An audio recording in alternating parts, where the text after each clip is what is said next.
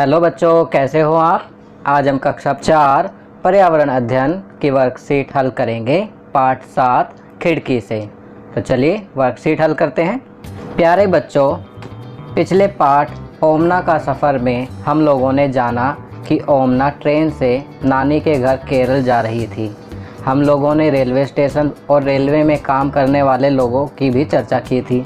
इस बार हम लोग ट्रेन की खिड़की से बाहर क्या क्या दिखता है इसके बारे में बातचीत करेंगे। एक बार फिर आपसे जानते हैं कि क्या आपने ट्रेन का सफ़र किया है। यदि हाँ, तो आपको खिड़की से बाहर क्या क्या दिखाई दिया था। यदि आपने ट्रेन का सफ़र नहीं किया है तो परिवार के अन्य सदस्यों से पूछकर भी लिख सकते हैं। तो चलिए इसका जवाब लिखते हैं। तो यहाँ हम लिखेंगे हाँ अगर आपने ट्रेन का सफ़र किया है, और अगर आपने ट्रेन का सफ़र नहीं किया है तो आप अपने परिवार के सदस्यों से पूछकर इसके बारे में लिखेंगे। तो हम लिखेंगे हाँ, मैंने कई बार ट्रेन का सफ़र किया है। जब मैं ट्रेन में बैठा तो मुझे खिड़की से बाहर हरे भरे खेत दिखाई दे रहे थे।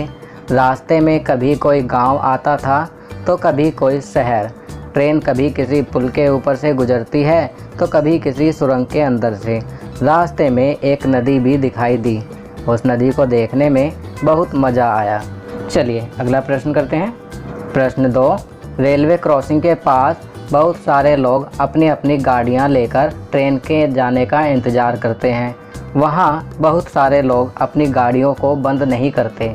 इसका क्या प्रभाव पड़ता होगा, सोचो और लिखो। तो यहाँ हम लिख सकते हैं, पहला, गाड़ियों को उस समय बंद ना करने पर ईंधन की खपत ज़्यादा होती है। दूसरा, इससे वायु प्रदूषण भी होता है। चलिए अगला प्रश्न करते हैं। प्रश्न 3, प्रश्न 1 के उत्तर में जिस दृश्य के बारे में आपने लिखा है उसका चित्र बनाकर रंग भरें। तो बच्चों यहाँ पर आपको एक चित्र बनाना है कि रेल के अंदर बैठकर बाहर कैसा दिखाई देता है। तो यह कार्य आप स्वयं करेंगे।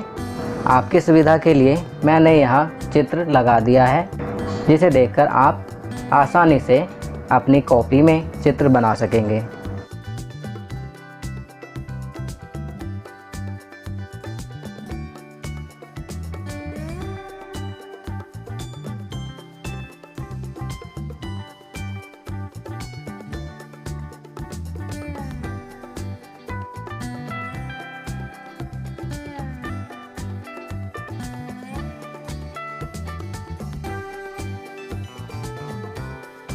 चलिए अगला प्रश्न करते हैं। कार्यकलाप, आप जहां रहते हैं वहां की खिड़की या दरवाज़ा से अगर सड़क पर चलते हुए वाहन दिखाई देते हैं तो इस गतिविधि को करने में आपको बड़ा मज़ा आएगा। सुबह 8-9 बजे के बीच में अपनी खिड़की या दरवाज़ा के पास कॉपी और पेंसिल लेकर बैठ जाओ। सड़क पर आते जाते हुए वाहनों को ध्यान से देखो और नीचे बनी तालिका को अपनी कॉपी या इस वर्कशीट में भरो। उदाहरण के लिए एक उत्तर लिखा गया है। तो चलिए तालिका देखते हैं।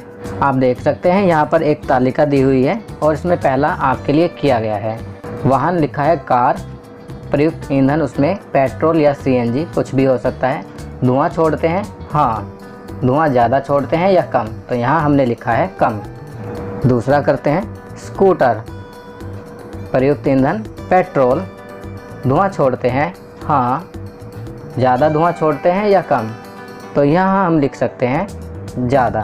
तीसरा ऑटो रिक्शा, प्रयुक्त ईंधन सीएनजी, धुआं छोड़ते हैं, हाँ, ज़्यादा धुआं छोड़ते हैं या कम, तो यहाँ लिखेंगे कम।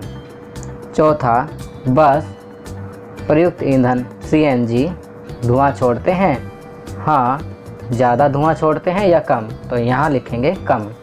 पांचवा इलेक्ट्रिक रिक्शा, प्रयुक्त ईंधन बैटरी, धुआं छोड़ते हैं, नहीं, धुआं नहीं छोड़ते हैं, तो ज़्यादा धुआं छोड़ते हैं कम में तो हम लिखेंगे धुआं नहीं छोड़ते हैं। इसके अलावा बच्चों, आप जिस जिस वाहन को देखेंगे उस वाहन के बारे में यहाँ पर लिख सकते हैं। जैसे साइकिल, प्रयुक्त ईंधन कुछ नहीं, धुआं छोड़ते हैं, नहीं, ज़्यादा धुआं छोड़ते हैं, नहीं छोड़ते धुआं। तो इस प्रकार आप जो भी वाहन देखेंगे उस वाहन को इस तालिका में लिख सकते हैं। चलिए आगे बढ़ते हैं। ये भी लिखकर बताना, पहला, कौन से ईंधन वाले वाहन ज़्यादा दिखे? तो यहाँ हम लिखेंगे CNG वाले वाहन। दूसरा, कौन से ईंधन वाले वाहन ज़्यादा धुआं देते हैं? तो यहाँ हम लिखेंगे पेट्रोल या डीजल वाले वाहन ज़्यादा धुआं देते हैं। तीसरा, कौन से वाहन ना के बराबर धुआं देते हैं? तो यहाँ हम लिखेंगे CNG वाले वाहन ना के बराबर धुआं छोड़ते हैं और बैटरी वाले वाहन बिल्कुल भी धुआं नहीं छोड़ते हैं। तो बच्चों, ये वर्कशीट यहाँ कंप्लीट होती है। अगर यह वीडियो आपको अच्छी लगी तो इसे लाइक एंड शेयर ज़रूर करें। अन्य विषयों पर बने हमारे लेटेस्ट वीडियोस को देखने के लिए चैनल को सब्सक्राइब करना ना भूलें और देखते रहिए हमारा channel knowledge kingdom. Thank you.